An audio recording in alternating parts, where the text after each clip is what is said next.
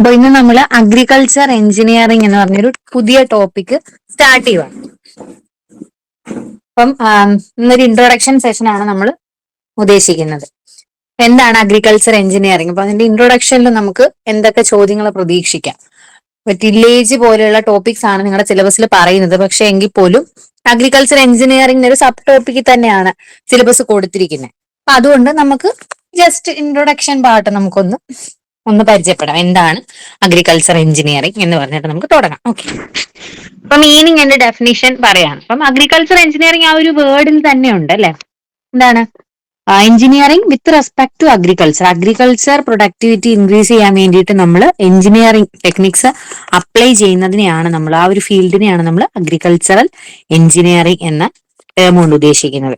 ഒരു multi disciplinary branch ആണ്. കാരണം എന്താണ്, നമ്മൾ എഞ്ചിനീയറിംഗ് എന്ന് പറയുമ്പോൾ അപ്ലൈഡ് ആയിട്ടുള്ള സയന്റിഫിക് ആൻഡ് ടെക്നോളജിക്കൽ പ്രിൻസിപ്പിൾസ് നമ്മൾ യൂസ് ചെയ്യുകയാണ്.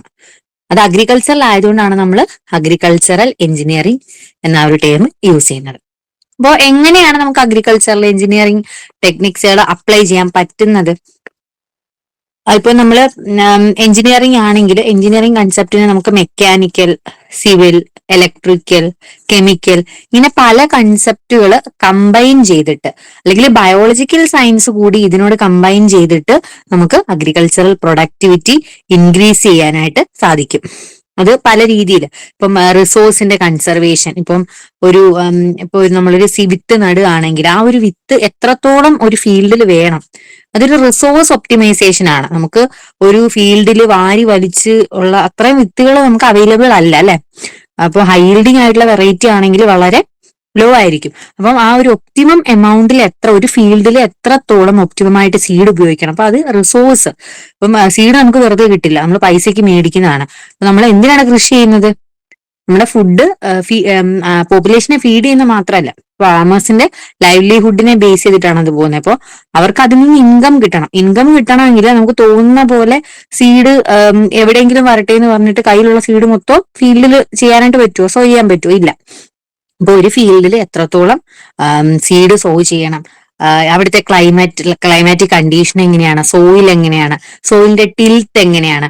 ടിൽത്ത് എന്നൊക്കെയുള്ള ടേം നമ്മൾ ഈ ടില്ലേജ് പറയുമ്പോൾ നമ്മൾ പറയും കേട്ടോ, ടിൽത്ത് എന്നുള്ളത്. അത് നമുക്ക് അഗ്രികൾച്ചർ എഞ്ചിനീയറിംഗ് വളരെ ഇമ്പോർട്ടന്റ് ആയിട്ടുള്ള ഒരു ടേം ആണ് ഈ ടിൽത്ത് എന്ന് പറയുന്നത്.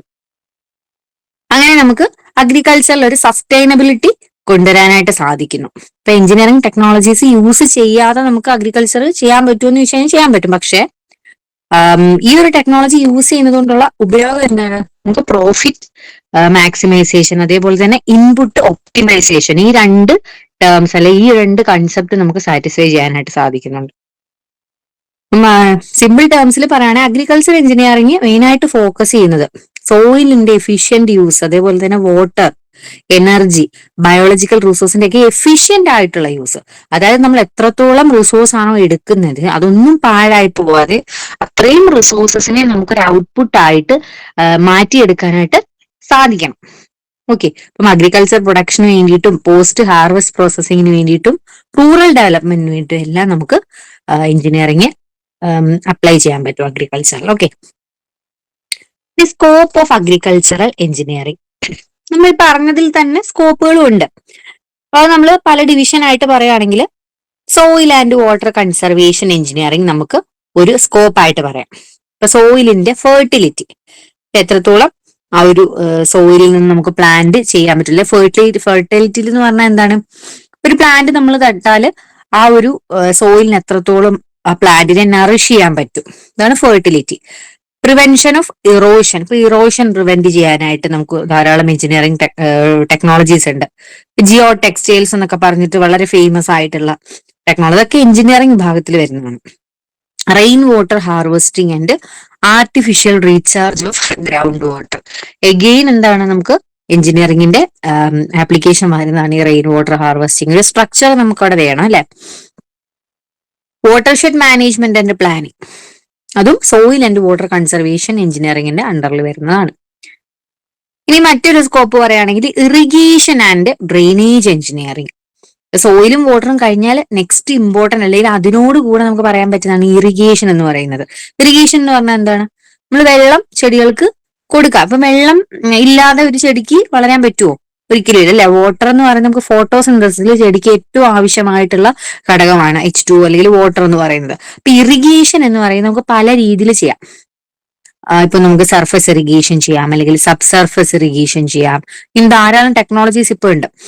മൈക്രോ ഇറിഗേഷൻസ് ഉണ്ട്, like drip irrigation, bubbler irrigation, അങ്ങനെ ഒത്തിരി ഇറിഗേഷൻ ടൈപ്സ് തന്നെ ഉണ്ട്. അപ്പൊ ഇറിഗേഷൻ ഏത് വേണം എന്ന് തീരുമാനിക്കുന്നത് നമ്മൾ വീണ്ടും എവിടോട്ട് പോയി? അഗ്രികൾച്ചർ എഞ്ചിനീയറിലോട്ട് പോയി. And drainage engineering. ഇപ്പം നമ്മൾ ഇറിഗേറ്റ് ചെയ്തു, അല്ലെങ്കിൽ ഇപ്പം റൈസ് ഫീൽഡ്സിനെ ഒക്കെ സംബന്ധിച്ചാണെങ്കിൽ നമ്മൾ ഫ്ലഡിങ് ആൻഡ് ഡ്രെയിനിങ് വളരെ അധികം ആവശ്യമുള്ളതാണ്. അതേപോലെ തന്നെ ബണ്ടഡ് ആയിട്ടുള്ള ഫീൽഡിന് ഡ്രെയിനേജ് അത്യാവശ്യമാണ്.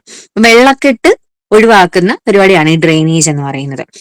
ഇപ്പൊ കനാൽസ് ഡിസൈൻ ചെയ്യുക, ടാങ്ക്സ് ഡിസൈൻ ചെയ്യുക, അല്ലെങ്കിൽ ട്യൂബ്വെല്ല്, പമ്പ് എങ്ങനെ വേണം സെറ്റ് ചെയ്യേണ്ടത്, ഇതൊക്കെയാണ് നമ്മൾ ഇതിന്റെ അണ്ടറിൽ വരുന്നത്. ഇപ്പൊ ഇറിഗേഷൻ മെത്തേഡ് ഒരു ഏരിയക്ക് പറ്റുന്ന, അല്ല ആ ഒരു സോയിൽ, ഇപ്പൊ സാൻഡി സോയിൽ ഉണ്ട്, ക്ലേ സോയിൽ ഉണ്ട്, ലോമി സോയിൽ ഉണ്ട്, 3 തരത്തിലുള്ള സോയിൽ ഉണ്ട്. ഇതിൽ തന്നെ വൈഡ് വെറൈറ്റി ഉണ്ട്. സാൻഡി ലോമി, ക്ലേ ലോമി, അങ്ങനെ പറഞ്ഞിട്ട് പിന്നെയും വരുന്നുണ്ട്. അപ്പം ഇങ്ങനെ ഓരോ മണ്ണിനത്തെ മനസ്സിലാക്കിയിട്ട്, അല്ലെങ്കിൽ ആ ഒരു ക്ലൈമാറ്റിക് കണ്ടീഷൻ നോക്കിയിട്ട് ഏത് ചെടിക്കാണോ നമ്മൾ യൂസ് ചെയ്യുന്നത്. ഇപ്പൊ പല സ്പീഷീസ് ഉണ്ട്, ആ സ്പീഷീസ് തന്നെ വെറൈറ്റീസ്. ഇപ്പൊ വെജിറ്റബിൾസ് ആണെങ്കിൽ ആ വെജിറ്റബിൾസ് തന്നെ ഓരോ ക്രോപ്സിനും ഓരോ വെറൈറ്റീസ് ഉണ്ട്. ആ വെറൈറ്റിക്ക് ചേരുന്നത്, അപ്പൊ അതിന് ചിലപ്പോൾ ഇന്ന രോഗം വരാൻ സാധ്യതയുള്ള ചെടികളായിരിക്കും. അപ്പൊ ആ ഒരു ക്ലൈമാറ്റിക് കണ്ടീഷനിൽ ചിലപ്പോൾ ഡ്രിപ്പ് ഇറിഗേഷൻ സൂട്ട് ആവില്ല. അപ്പൊ നമ്മൾ സ്പ്രിംഗ്ലറിലോട്ട് പോകും. ഇപ്പൊ സാൻഡി സോയിലിനൊക്കെയാണ് നമ്മൾ ഏറ്റവും കൂടുതൽ യൂസ് ചെയ്യുന്നത് സ്പ്രിംഗ്ലർ ഇറിഗേഷൻ ആണ്.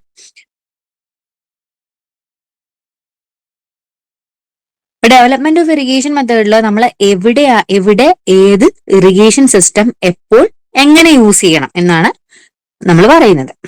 Drainage system excess water remove ചെയ്തിട്ട് വാട്ടർ ലോഗിങ് പ്രിവെന്റ് ചെയ്യുന്ന സിസ്റ്റമാണ്. അത് ഞാൻ പറഞ്ഞിരുന്നു. ഇനി മറ്റൊരു സ്കോപ്പ് പറയുകയാണെങ്കിൽ ഫാം മെഷീനറി ആൻഡ് പവർ. ട്രാക്ടറിനെ പറ്റിയിട്ടൊരു സെപ്പറേറ്റ് സിലബസ് നിങ്ങൾക്ക് കൊടുത്തിട്ടുണ്ട്. ഓക്കെ, അപ്പം അതിൽ നിങ്ങൾ എന്താണ് ട്രാക്ടർ എന്നുള്ള ഒരു സെപ്പറേറ്റ് ആയിട്ട് ഡീറ്റെയിൽ ആയിട്ട് അതിന്റെ ഫുൾ കാര്യങ്ങൾ കീറി മുറിച്ച് പഠിക്കാനുണ്ട്. അപ്പൊ അതൊക്കെയാണ് നമ്മൾ ഈ ഫാം മെഷീനറി ആൻഡ് പവറിനകത്തിൽ പറയുന്നത്. ഹ്യൂമനിന്റെ ആ ഒരു ഡ്രഡ്ജറി എന്താണ്, പണ്ടൊക്കെ മനുഷ്യന്മാർ തന്നെ ആയിരുന്നു ഇതെല്ലാം ചെയ്തുകൊണ്ടിരുന്നത്. ഈ മെഷീൻ ചെയ്യുന്ന പരിപാടി എല്ലാം ചെയ്തുകൊണ്ടിരുന്നത് മനുഷ്യന്മാരായിരുന്നു. പ്രത്യേകിച്ച് വുമൻസ് ഒക്കെ ആണെങ്കിൽ അഗ്രികൾച്ചറിൽ നല്ലോണം ഹാർഡ് വർക്ക് ചെയ്തിട്ടാണ് ഈൽഡൊക്കെ കിട്ടിയിട്ടുണ്ടായിരുന്നത്. അപ്പൊ അത് കുറയ്ക്കാൻ വേണ്ടിയിട്ട് നമുക്ക് ഈ ഫാം മെഷീനറി ആൻഡ് പവർ കൊണ്ട് നല്ല രീതിയിൽ സാധിച്ചിട്ടുണ്ട്.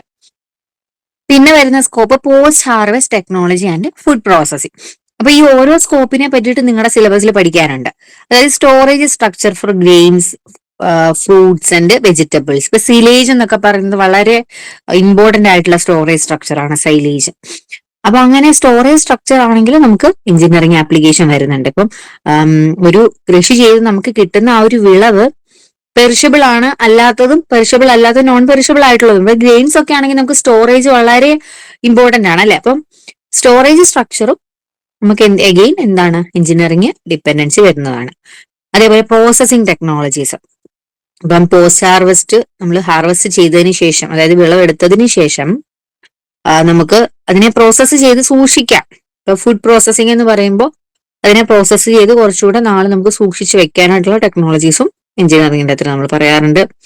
അത് മേ ബി ചിലപ്പോൾ മെഷീൻ യൂസ് ചെയ്തിട്ടുള്ള എന്തെങ്കിലും കവറിങ് ആയിരിക്കും. അങ്ങനെ പല രീതിയിൽ നമുക്ക് പറയാൻ പറ്റും. മെഷീൻസ് എന്ന് നമ്മൾ യൂസ് ചെയ്താൽ അതെല്ലാം എഞ്ചിനീയറിംഗ് വിഭാഗത്തിൽ നമുക്ക് പറയുന്നതാണ്. Value addition and food security post ഹാർവസ്റ്റിൽ വരുന്നതാണ്. മറ്റൊരു scope renewable energy for agriculture. അതായത് ഈ solar pump, wind energy, biogas plants പോലുള്ള സംഗതികൾ അല്ലെ, ഇതൊക്കെ നമുക്ക് അഗ്രികൾച്ചറിൽ വളരെ ഇമ്പോർട്ടൻസ് ഉള്ളതാണ്. നമ്മുടെ എനർജി റിസോഴ്സസിനെ ഒരു ഓൾട്ടർനേറ്റീവ് ആയിട്ടുള്ള എനർജി റിസോഴ്സിലേക്ക് പോകുന്ന ഒരു ഓപ്ഷൻ നമ്മൾ തിരഞ്ഞെടുക്കണം. എന്നിപ്പം അതായത് non renewable and renewable energy രണ്ടും തമ്മിലുള്ള ഡിഫറൻസ് നമുക്കറിയാം. ഇംപ്രൂവ്ഡ് ആയിട്ടുള്ള എനർജി എഫിഷ്യൻസി നമുക്ക് ഈ ഒരു അഗ്രികൾച്ചർ ഓപ്പറേഷന് കിട്ടാൻ വേണ്ടിയിട്ടാണ് നമ്മൾ ആ ഒരു സ്കോപ്പ് ഇവിടെ പറയുന്നത്. Importance of agricultural engineering.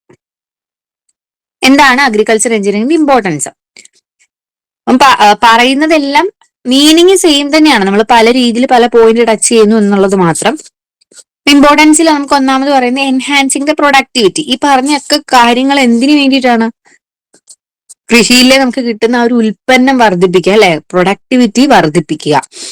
Improved irrigation, അല്ലെങ്കിൽ ചിലപ്പോൾ അത് ഫാം മെക്കനൈസേഷൻ കുറച്ചുകൂടെ ബെറ്റർ ആയിക്കൊണ്ടാവാം, അല്ലെങ്കിൽ സയന്റിഫിക് ആയിട്ട് നമുക്കുള്ള സ്ഥലം നല്ല രീതിയിൽ യൂസ് ചെയ്തുകൊണ്ട് ഒരു ക്രോപ്പ് ഈൽഡിന്റെ ഇൻക്രീസ്, ഇങ്ങനെ പലതരത്തിൽ നമുക്ക് ഇപ്പോൾ ഉള്ള പ്രൊഡക്ടിവിറ്റിയിൽ നിന്ന് കുറച്ചുകൂടി എൻഹാൻസ് ചെയ്യാനായിട്ട് സാധിക്കും. അതേപോലെ തന്നെ എഫിഷ്യന്റ് വാട്ടർ യൂസ്. നമുക്ക് വാട്ടർ, അവൈലബിൾ ആയിട്ടുള്ള വാട്ടർ നമുക്ക് പല രീതിയിൽ യൂസ് ചെയ്യാം.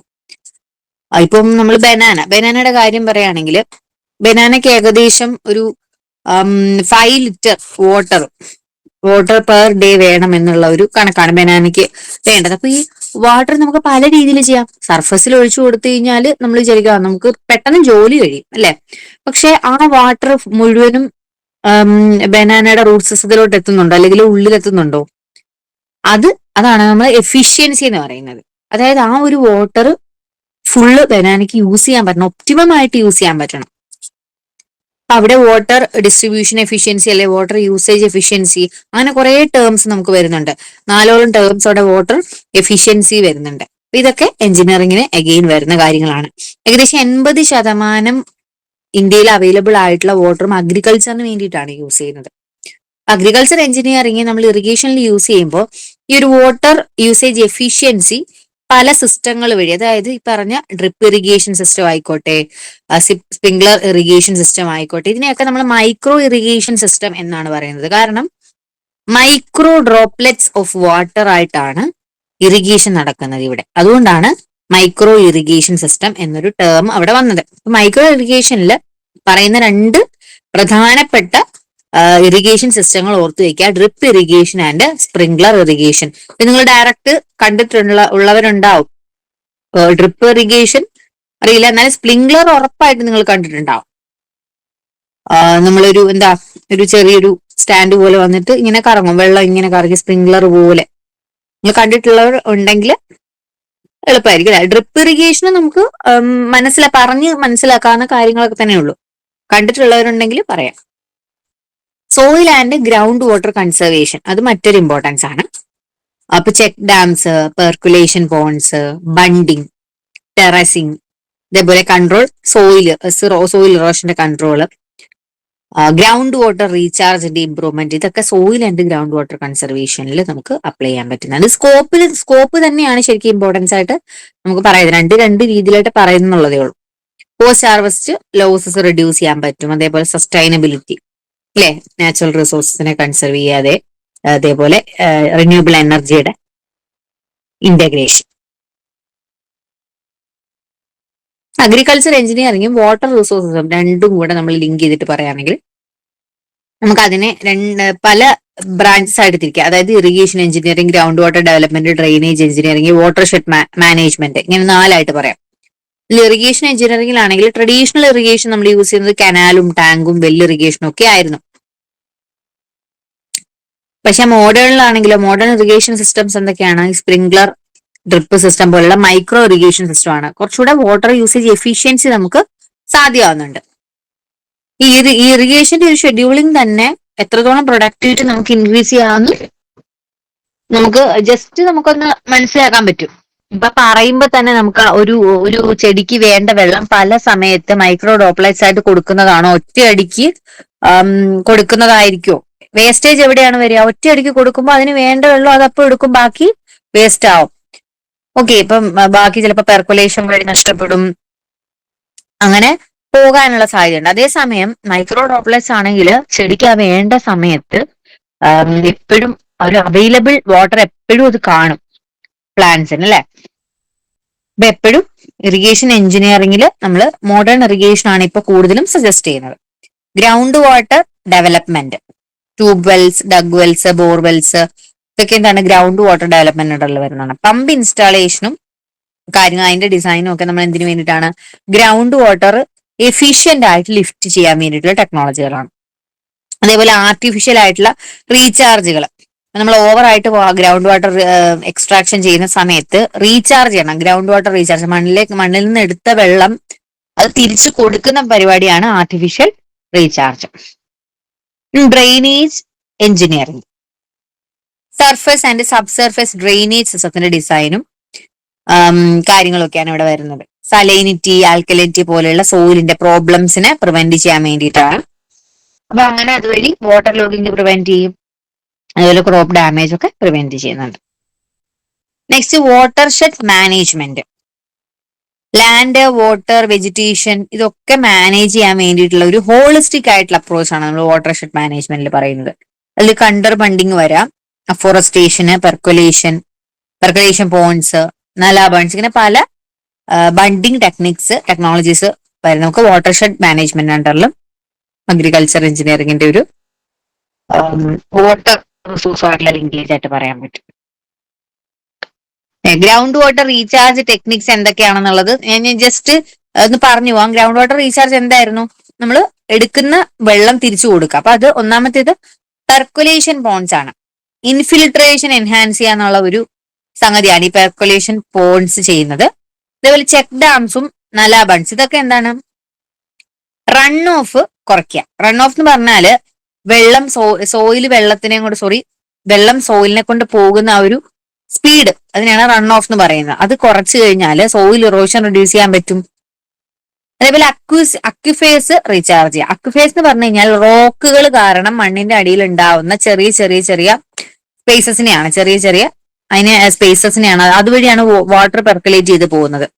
ഓക്കെ, അതിനാണ് അക്വിഫേഴ്സ് എന്ന് പറയുന്നത്. റീചാർജ് വെൽസും ഇഞ്ചക്ഷൻ വെൽസും, അപ്പം ഡീപ്പർ ആയിട്ടുള്ള അക്വിഫേഴ്സിനെ ഡയറക്ട്ലി റീചാർജ് ചെയ്യാനുള്ള കഴിവുള്ളതാണ് ഈ റീചാർജ് വെൽസും ഇഞ്ചക്ഷൻ വെൽസും. ഈ സബ്സർഫേസ് ഡൈക്സ്, ഗ്രൗണ്ട് വാട്ടർ റിവേഴ്സിലോട്ട് ഡ്രെയിനിങ് ചെയ്യാതിരിക്കാൻ വേണ്ടിയിട്ടുള്ളതാണ് ഈ സബ്സർഫസ് ഡൈക്സ്. ഓക്കെ, ഗ്രൗണ്ട് വാട്ടർ നമ്മൾ ഓവറായിട്ട് എക്സ്ട്രാക്ട് ചെയ്താൽ അതുകൊണ്ടുണ്ടാകുന്ന പ്രോബ്ലംസ് എന്തൊക്കെയാണ്? ഗ്രൗണ്ട് വാട്ടർ ലെവല് ഡിക്ലൈൻ ചെയ്യും, അല്ലെ? അതേപോലെ വാട്ടറിന്റെ ക്വാളിറ്റി എന്ന് പറയുമ്പോൾ അതിലുള്ള ടോക്സിക് കണ്ടന്റ്സ്, ഇപ്പൊ ഫ്ലോറൈഡ്, ആർസെനിക്, നൈട്രേറ്റ് കണ്ടാമിനേഷൻ ഒക്കെ വരാനുള്ള സാധ്യതയുണ്ട്. അതേപോലെ സലൈൻ വാട്ടർ ഇൻട്രൂഷൻ, ഇത് കോസ്റ്റൽ അക്വിഫേഴ്സിലാണ് കൂടുതലും കണ്ടുവരുന്നത്. പിന്നെ അഗ്രികൾച്ചർ, ഡൊമസ്റ്റിക്, ഇൻഡസ്ട്രിയൽ യൂസ്, ഇവർ തമ്മിലുള്ള കോൺഫ്ലിക്ട്സുകൾ തമ്മിൽ.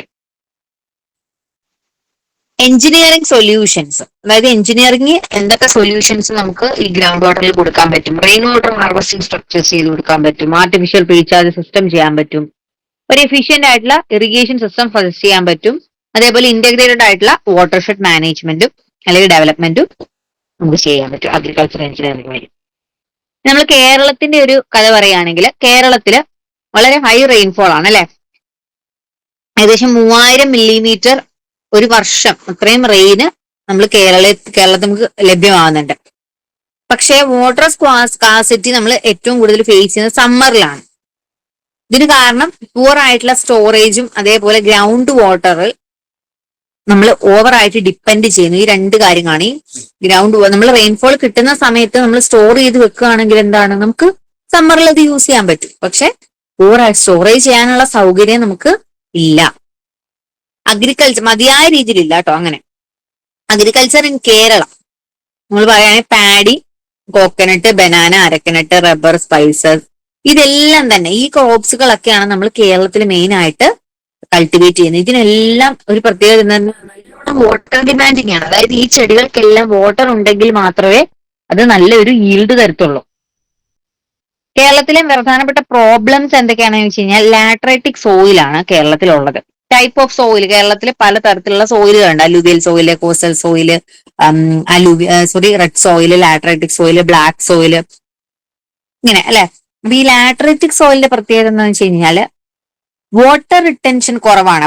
വാട്ടറിനെ പിടിച്ച സോയിലിന്റെ പോഴ്സിനുള്ളിൽ വെക്കാനുള്ള അല്ലെങ്കിൽ സോയിലിന്റെ ചുറ്റിനും പിടിച്ചു നിർത്താനുള്ള ആ ഒരു അധസീവ് കപ്പാസിറ്റി കുറവാണ് ലാട്രൈറ്റിക് സോയിലിന്. Seasonal droughts in central and northern districts, central അതേപോലെ നോർത്തേൺ പാർട്ടിലെ ഡിസ്ട്രിക്ട്സിലൊക്കെ സീസണൽ ആയിട്ട് ഡ്രോട്ട്സ് വരാറുണ്ട് കേരളത്തിൽ. അപ്പൊ ഇതൊക്കെ പ്രോബ്ലംസിൽ വരുന്നതാണ്. അതേപോലെ കോസ്റ്റൽ സലൈനിറ്റി ഇൻട്രൂഷൻ, കോസ്റ്റൽ ഏരിയാസിലുള്ള സോയിലിന് സലൈനിറ്റി ഇൻട്രൂഷൻ, ഗ്രൗണ്ട് വാട്ടറിലേക്ക് ഉപ്പിന്റെ അംശം ഗ്രൗണ്ട് വാട്ടർ ടേബിളിലോട്ട് പോകാനുള്ള സാധ്യതയുണ്ട്. ഇതൊക്കെ കേരളത്തിന്റെ ഒരു പ്രോബ്ലം ആയിട്ട് പറയുന്നതാണ് നമ്മുടെ വാട്ടർ റിസോഴ്സിനെ സംബന്ധിച്ച്. ഇനി അഗ്രികൾച്ചർ എഞ്ചിനീയേഴ്സിന് കേരളത്തിൽ എന്താണ് മെയിൻ ആയിട്ടുള്ള റോൾസ്? എന്തൊക്കെയാണ്? ചെക്ക് ഡാംസ് ഡിസൈൻ ചെയ്യുക, അതേപോലെ percolation ponds, sub surface dykes ഒക്കെ ഡിസൈൻ ചെയ്യാനായിട്ട് അഗ്രികൾച്ചർ എഞ്ചിനീയേഴ്സിന് സാധിക്കും അല്ലെ. അതേപോലെ drip and sprinkler irrigation system promote ചെയ്യാൻ പറ്റും. Farm ponds, rain water harvesting systems construct ചെയ്ത് കൊടുക്കാൻ പറ്റും.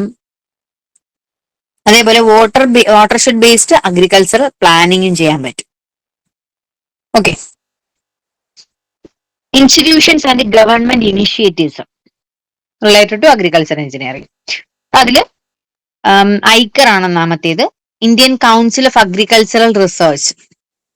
അതായത് അഗ്രികൾച്ചർ എഞ്ചിനീയറിംഗിലെ റിസർച്ചുകൾ കോർഡിനേറ്റ് ചെയ്യുന്നത് ഈ Indian Council of Agricultural Research ആണ്. ഓക്കെ. നെക്സ്റ്റ് മറ്റൊരു ഇൻസ്റ്റിറ്റ്യൂഷൻ ആണ് CSWCRTI, Central Soil and water Conservation Research and Training Institute. Works on erosion control and water conservation. CGWB ആണെങ്കിൽ സെൻട്രൽ ഗ്രൗണ്ട് വാട്ടർ ബോർഡ് ആണ്. It monitors ground water resources. National water mission അല്ലെങ്കിൽ NWM, part of climate change action plan. Climate change action പ്ലാന്റെ ഒരു പാർട്ടായിട്ട് വന്ന mission ആയിരുന്നു. Water use എഫിഷ്യൻസിനെ focus ചെയ്തിട്ടുള്ള ഒരു മിഷനാണ് നാഷണൽ വാട്ടർ മിഷൻ. നെക്സ്റ്റ് പ്രധാനമന്ത്രി കൃഷി സിഞ്ചായി യോജന PMKSY, ഹർ ഖേത് കോ പാനി. അതായത് ഇറിഗേഷൻ കവറേജ് എക്സ്പാൻഡ് ചെയ്യുക, എഫിഷ്യന്റ് ആയിട്ടുള്ള ഇറിഗേഷൻ മെത്തേഡിനെ പ്രൊമോട്ട് ചെയ്യുക എന്നുള്ള ഒരു ആശയത്തോടെ വന്നാണ് PMKSY. നെക്സ്റ്റ് ഇൻസ്റ്റിറ്റ്യൂഷൻ ആണ് ജലശക്തി അഭിയാൻ. ഇനിഷ്യേറ്റീവ്സ് ആണ് കേട്ടോ അത്. നേഷൻ വൈഡ് ആയിട്ടുള്ള ഒരു വാട്ടർ കൺസർവേഷൻ ക്യാമ്പയിൻ ആയിരുന്നു ജൽ ശക്തി അഭിയാൻ. ഇനി നമുക്ക് കുറച്ചൊരു എഞ്ചിനീയറിംഗിന്റെ ഇൻട്രൊഡക്ഷൻ പാർട്ടിലെ കുറച്ച് ക്വസ്റ്റ്യൻസ് നോക്കിയിട്ട് നെക്സ്റ്റ് ടോപ്പിക്കിലോട്ട് കടക്കാം കേട്ടോ. ക്ലാസ് കഴിഞ്ഞതല്ല, ഞാനൊരു തിയറി ടോപ്പിക് ആയിട്ട് ഇടയ്ക്ക് കുറച്ച് ക്വസ്റ്റ്യൻ ചേർത്തു എന്നുള്ളതേ ഉള്ളൂ. അപ്പൊ ഇതില് ഏതൊക്കെയാണ് കറക്റ്റ് സ്റ്റേറ്റ്മെന്റ് എന്നുള്ള ക്വസ്റ്റ്യൻസ് ആണ് മുഴുവനുള്ളത്. ഒന്നാമത്തേത്, consider the following statements about agricultural engineering. Options നോക്കാം. Statements: it integrates principles of mechanical, civil, electrical and chemical engineering with agriculture. It mainly deals only with soil and water conservation. It includes post harvest technology and food processing. ഇതിന്റെ answer ഏതായിരിക്കും വരുന്നത്? 1 and 3 are correct. രണ്ടാമത്തേതിൽ എന്താ പറയുന്നത്? It mainly deals only with soil and water conservation. അത് തെറ്റല്ലേ? നമ്മൾ എന്തെല്ലാം ഇമ്പോർട്ടൻസ് ഇവിടെ പറഞ്ഞു, സ്കോപ്പും പറഞ്ഞു. അഗ്രികൾച്ചർ എഞ്ചിനീയറിംഗ് എന്ന് പറയുന്നത് ഒരു മൾട്ടി ഡിസിപ്ലിനറി ആണ്. ഫസ്റ്റ് സ്റ്റേറ്റ്മെന്റ് കറക്റ്റ് ആണ്. സിവിൽ, മെക്കാനിക്കൽ, ഇലക്ട്രിക്കൽ, കെമിക്കൽ എല്ലാം കൂടെ ചേർന്നിട്ടാണ്. മൾട്ടിപ്പിൾ ബ്രാഞ്ചസ് ഉണ്ട്. Soil and water conservation, irrigation, farm machinery, post harvest, renewable energy. അല്ലാതെ സോയിൽ ആൻഡ് വാട്ടർ കൺസർവേഷൻ മാത്രമാണോ? അല്ല. അപ്പൊ സ്റ്റേറ്റ്മെന്റ് 2 തെറ്റാണ്. അതേപോലെ ഒരു ബ്രാഞ്ച് ആണ് എന്ന് പറഞ്ഞു പോസ്റ്റ് ഹാർവസ്റ്റ് മാനേജ്. അതുകൊണ്ട് മൂന്നാമത്തെ സ്റ്റേറ്റ്മെന്റ് എന്താണ്? കറക്റ്റ് ആണ്. Next question, regarding the role of agricultural engineering in water resources. Water റിസോഴ്സിൽ അഗ്രികൾച്ചർ എഞ്ചിനീയറിംഗിന്റെ importance. It improves irrigation efficiency through drip and sprinkler systems. It helps in artificial recharge of groundwater. It has no connection with the watershed management. ഏതായിരിക്കും? മൂന്നാമത്തെ statement തെറ്റല്ലേ? ബാക്കി രണ്ടും correct ആയിട്ടുള്ള statement ആണ്. Modern irrigation methods ആണ് ഇപ്പോൾ നമ്മൾ അഗ്രികൾച്ചർ എഞ്ചിനീയറിംഗ് സജസ്റ്റ് ചെയ്യുന്നത്. അതേപോലെ check dams, percolation ponds, recharge wells ഇതൊക്കെ കൺസ്ട്രക്ട് ചെയ്യാൻ അഗ്രികൾച്ചർ എഞ്ചിനീയറിംഗിന് പറ്റും. Watershed management, that is actually agriculture engineering ഒരു ഇന്റഗ്രേറ്റഡ് പാർട്ടായിട്ട് നമ്മൾ പറയുന്നതാണ്. അപ്പം ഇതിൽ പറയുന്നത് ഒരു ബന്ധവും ഇല്ലെന്നാണ്. അപ്പോൾ മൂന്നാമത്തേത് തെറ്റാണ്. അപ്പോൾ statement 1 and 2 correct. Next question, ground water recharge structures include percolation ponds, check dams, tube wells for irrigation and subsurface dykes.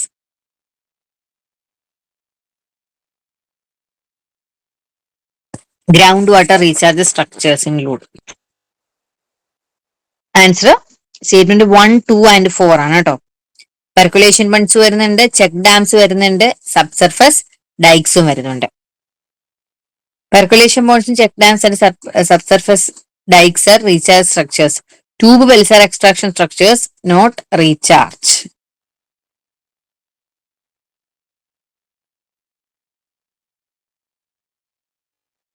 Next question concerning problems of groundwater over extraction. Decline in groundwater table, arsenic and fluoride contamination in some region, salinity intrusion in coastal areas and improvement in soil fertility. Problems of groundwater over extraction. Over extract ചെയ്യുമ്പോൾ groundwaterന് നേരിടുന്ന problems.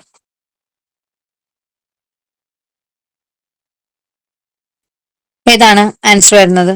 1, 2 and 3 ആണ് കേട്ടോ. Decline in ground water table, arsenic and fluoride contamination in some region, salinity intrusion in coastal area. Improvement in soil fertility എന്ന് പറയുന്നത് problem ആണ് വരുന്നത്. അത് നമുക്ക് പോസിറ്റീവ് ആയിട്ട് വരുന്നതാണ് അല്ലേ? Next question about irrigation engineering. Traditional methods include canal, tank and well irrigation. Sprinkler and drip are considered modern irrigation method. Irrigation has no role in groundwater utilization. ഇതിലും മൂന്നാമത്തേത് തെറ്റ് അല്ലേ? ട്രഡീഷണൽ ഇറിഗേഷൻ സിസ്റ്റംസ് പറഞ്ഞു, canals, tanks, wells. Okay. Next watershed management practices include contour bunding and terracing, percolation tanks, afforestation, subsurface drainage, removal only. Watershed management how many are correct? 1, 2 and 3. 4 subsurface drainage removal only എന്ന് പറയും. അങ്ങനെയുള്ളത്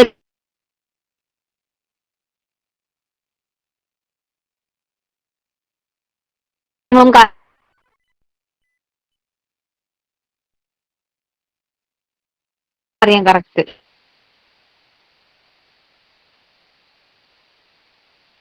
ഏതായിരിക്കും correct? It's not considered watershed management. It's only one small part. Next one is granitic soil has low water retention capacity. Salinity intrusion is a problem in coastal aquifers. Kerala receives less than 1000 millimeter annual rainfall. Paddy and coconut are water demanding crops. 1, 2 and 4 statements are correct.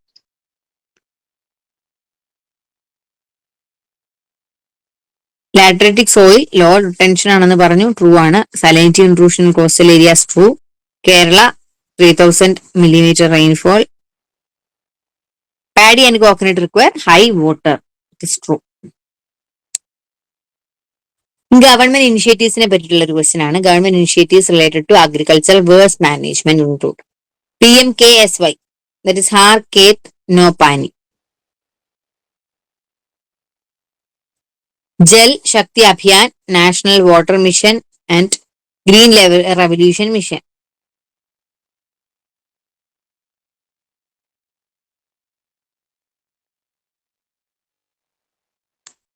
Next question, branches of agricultural engineering include. ബ്രാഞ്ചസിൽ നമ്മൾ എന്തൊക്കെയായിരുന്നു പറഞ്ഞത്? പറയാത്തത് നാലാമത്തേത് മാത്രമാണ് അല്ലെ? Aeronautical engineering മാത്രം agricultural എഞ്ചിനീയറിംഗിന്റെ ഭാഗമായിട്ട് വരുന്നതല്ല. Next artificial ground water recharge methods ഏതൊക്കെയാണ്? 1, 2 and 3.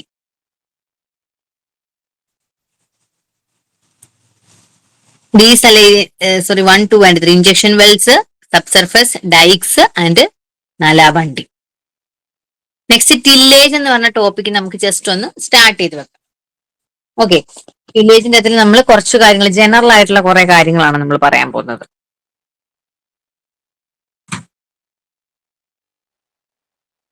എന്താണ് ടില്ലേജ്? ടില്ലേജ് എന്ന് പറയുമ്പോൾ എന്താണ്? നമ്മൾ മെക്കാനിക്കലി സോയിലിനെ മാനിപ്പുലേറ്റ് ചെയ്ത് നമുക്ക് വേണ്ട ഒരു കൃഷിക്ക് മുമ്പ് നമ്മൾ എങ്ങനെയാണോ നമ്മുടെ സോയിൽ ഇരിക്കേണ്ടത് ആ ഒരു രീതിയിലാക്കുന്ന പരിപാടിയാണ് ടില്ലേജ് എന്ന് പറയുന്നത്. ആ ടില്ലേജ് കഴിഞ്ഞ് ആ ഒരു സോയിലിന്റെ പരുവത്തിനാണ് നമ്മൾ ടിൽത്ത് എന്ന് പറയുന്നത്. The tillage is the mechanical manipulation of soil by the various implements for creating a proper physical condition of the soil for seed germination and plant growth. ടില്ലേജിൽ വരുന്ന operations loosen, stir and mix the soil, destroy voids and improve aeration and moisture conservation. ടില്ലേജിന്റെ objectives seed bed preparation. അപ്പൊ ഇങ്ങനെ കൊടുക്കുമ്പോൾ ആ ഒരു point നിങ്ങൾ ഓർത്തിരിക്കും. Seed bed preparation, moisture conservation, soil aeration, weed control and mixing of soil amendments. Improvement of soil structure, breaking clods, reducing compaction, improving infiltration improve ചെയ്യുക. Pest and disease control, exposing harmful insects or pupae to the sun. Facilitates irrigation and drainage by leveling the soil. Eradication of plant residues, burying stubble and organic matter to the decompose.